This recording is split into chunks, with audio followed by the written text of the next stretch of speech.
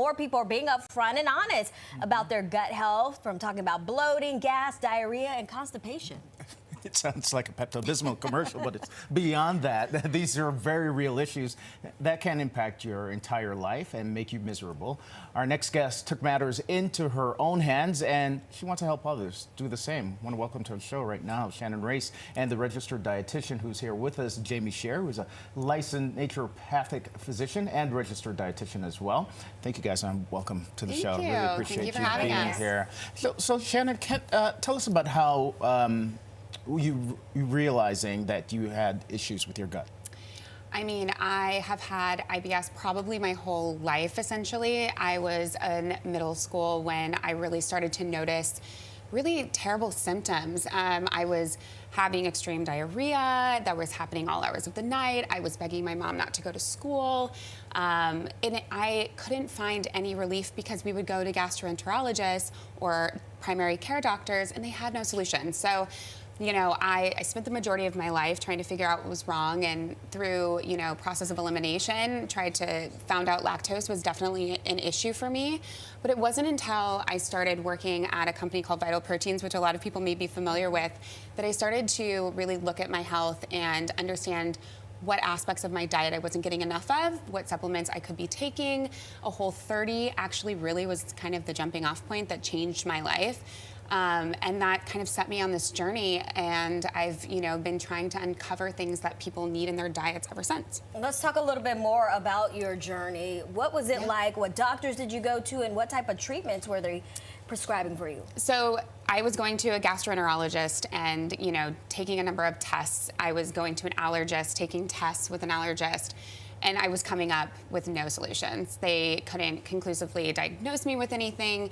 And so I was getting categorized as, you have IBS, and you know, it's just something that you're going to deal with. So there were no real solutions. And if you think back, I was in middle school in the 90s, you know, there wasn't, you know, a lot of the naturopathic type of solutions that they offer now. So I was, you know, kind of really felt alone and struggling without any real help or attention. Doctor, do you find a lot of people in her similar situation where they suffer for so many years before finding a solution? Yeah, I think it's, you know, there's so many people that suffer from gut issues and stomach issues. And a lot of times, even having a diagnosis doesn't necessarily resolve a symptom, right? We'll see a lot of people that you'll meet that will say, I have IBS, or, you know, those types of diagnoses, but still have persistent symptoms. So it's not uncommon for people to experience stomach aches over a lifetime. Right. Or you'll hear like, oh, my mother had this, so I have this, right? We sort of become used to it.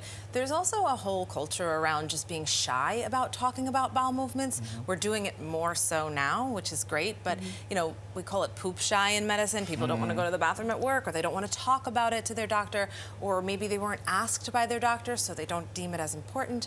And it's an opportunity for us to really get a better insight into, have things changed, and is your gut healthy, and is it working, and to bring that conversation to the forefront so people can normalize it and then have ways to address it. Doctor, can you kind of break down for us? A lot of people will think I'm having gut issues because whether I'm going through hormonal changes, it's that time of the month, or I've just been eating not so good food. So how do you kind of differentiate between something is really wrong and it could be just your time of the month as a woman?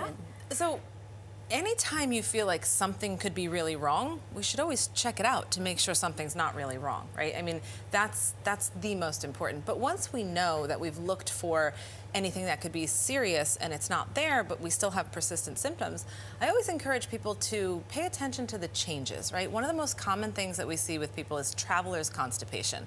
People get on a plane and all of a sudden they can't poop, right? Yeah. And it's like, well, what happened? If your diet changed, did your water change, was it the flight?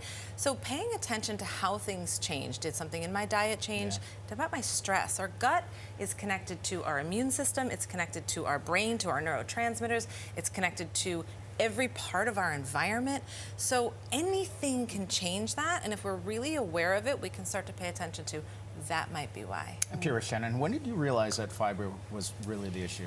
So it wasn't that fiber was the issue, it was that it was a core piece of how I was going to really be able to heal my gut properly that I was missing. So, you know, I had gone on this long journey. I was taking probiotics. I was doing the bone broth. I was really getting my regimen under control. And then 3 years ago, when I met Chloe Malas, and really a good friend of mine, a longtime friend of mine who has suffered from ulcerative colitis, and her real solution to helping support her was fiber, you know, that's the aha moment for, I think, both of us. We have very different gut health journeys, but, you know, I think that we kind of run the gamut and speak to a lot of different people who have experienced this, and fiber was really the unlock for us.